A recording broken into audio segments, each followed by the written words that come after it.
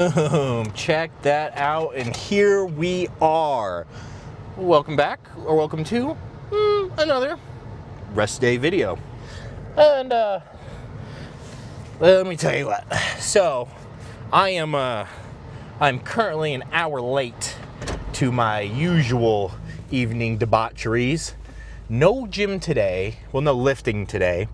I went to the gym this morning and did some really nice deep stretching, hit the foam roller, hit the steam room with a little bit of the sauna at the end, just for some nice relaxation, heat therapy, detox, what all the mumbo jumbo, whatever you want to call it.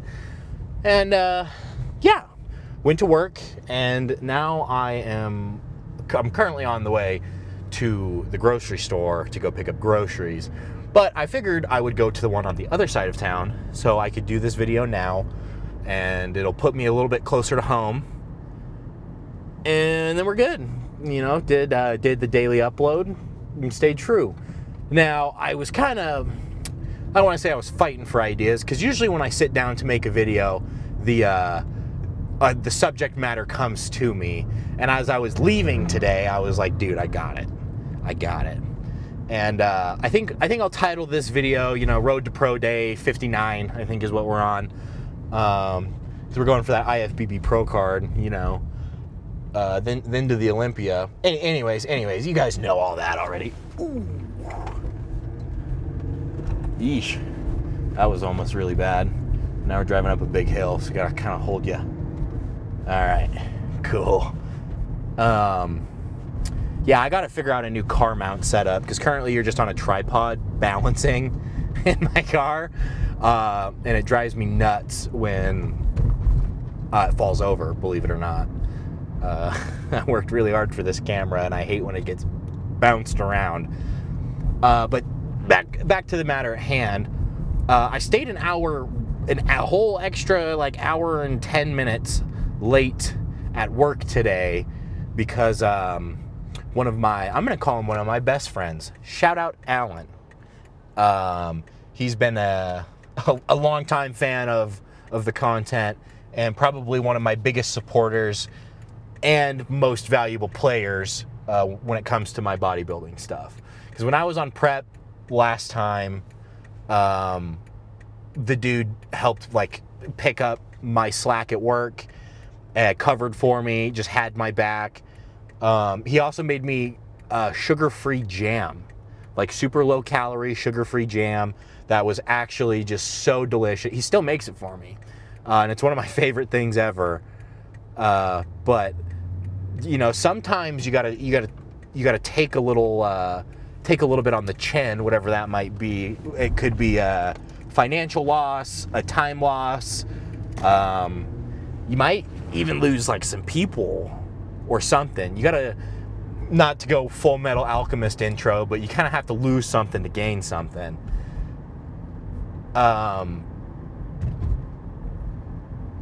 Yeah, no, I think we're just gonna leave that there and move on to the next point.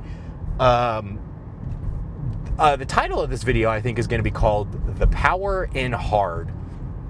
Because there's a lot to be gained from doing hard things. You know, that's what gives it value. Because if it was easy, then it wouldn't be cool.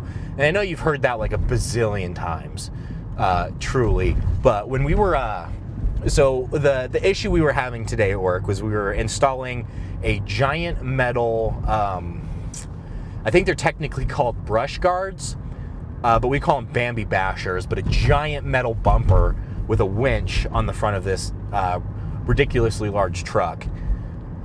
And we could not get any of the holes to line up. None of the brackets were working, and it was very, very frustrating. If you've ever worked on cars, you know how bad that sucks. Lo and behold, it's because we had one bracket backwards and then the other bracket upside down and backwards. But when we figured that out, it still didn't work. And we ended up kind of having to use rubber mallets to beat it into place. But we got it, and at the end of the day, I lost that whole hour that I could have been cooking food, hanging out with my wife, doing all the cool, fun, lovely stuff, even just relaxing, because I don't do that a whole lot. But due to that loss of time, you know, I gained a little bit of good grace with my buddy for not leaving him to hang out and dry and figure this bumper out. Because I know how frustrating it is to be in that position with no extra hands. And now I feel really good that we got this hard thing done. We tackled it together, and it's all said and done. It was really nice and really satisfying. But even to shift it to a bodybuilding perspective, it's the hard stuff that looks cool. I'm not going to say it's the most important thing, because I think, you know, it's the daily lifts and the daily dieting that really moves that needle over a long period of time. But those little things add up, and sometimes they're really, really hard. I've been eating tuna for dinner for the last 2 years, right? 1 tuna dinner, not very cool. 100 tuna dinners, it's like, all right, this guy's got something. Even eating tuna for a year, you're like, dude, why? And I got to the point where I was like, okay, I'm at my limit. I got to change. Why am I eating tuna anyways? Like, it's great. It's super low calorie, super high protein, but I'm trying to bulk. I'm trying to put it on. So I went back to, I swapped it out for turkey and rice. I swear we're going to do a full day of eating video sometime soon. But it's that suffering for progress, right? It's those few hungry hours when you're on cut to really get that extra grainy, peeled look that make it so sick when you are in that state, whether it's on stage or you're just casually getting shredded, you know. And I think it's kind of why at the end of my videos I always say stay tough, because it's gonna get hard when you want to.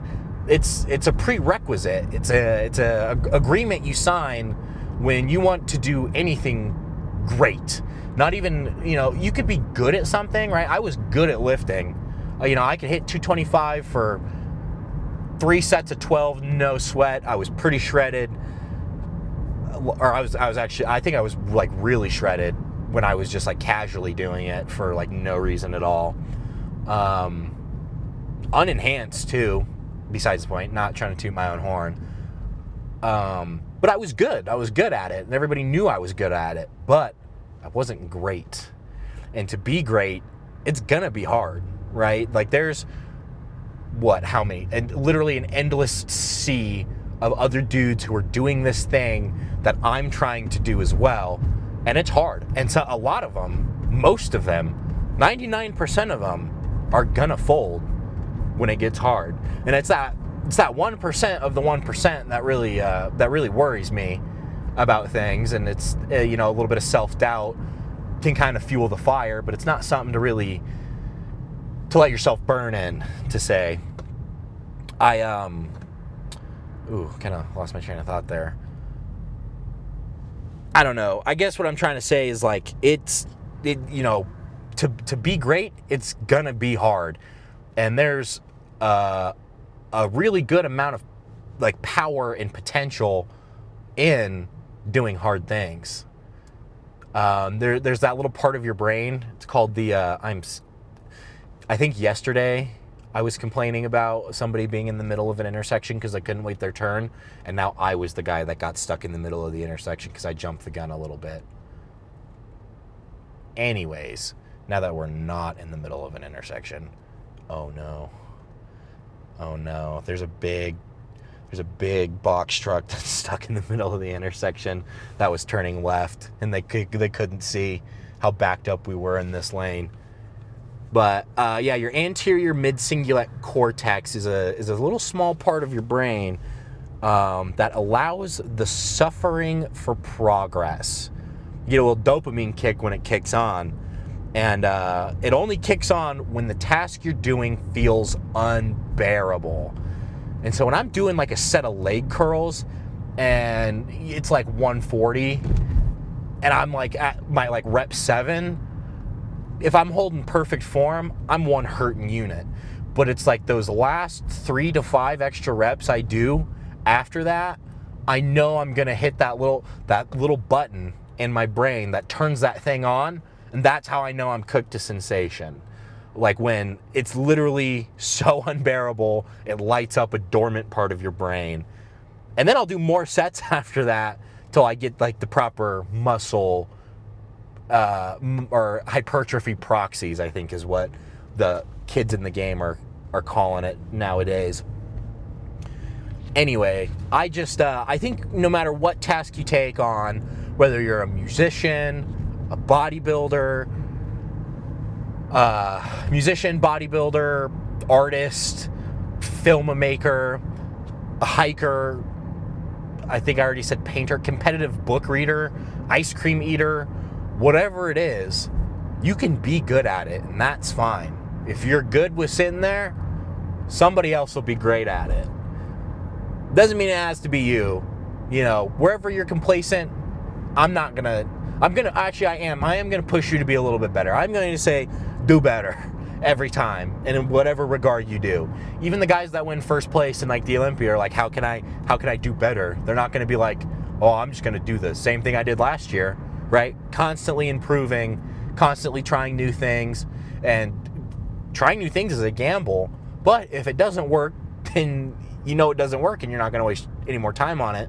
And almost directly and inversely, if you know that this doesn't work, you're probably going to figure out what does work. So when things get hard, stay tough. Get through it. Push. Do your thing.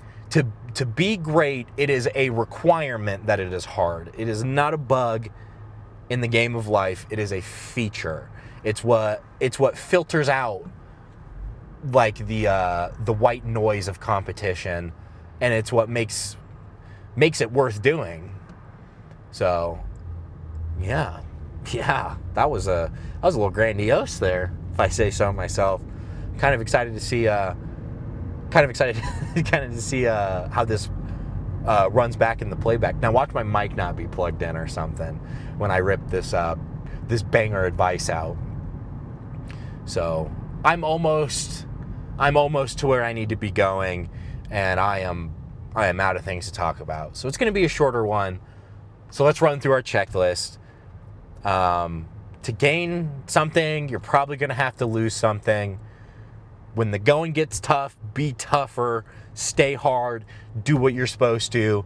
And I know I'm regurgitating advice you've probably heard in 1,000 other reels or hundreds of other YouTube videos, things that you've seen in 1 billion posts on the internet, and that's because it works. It's there.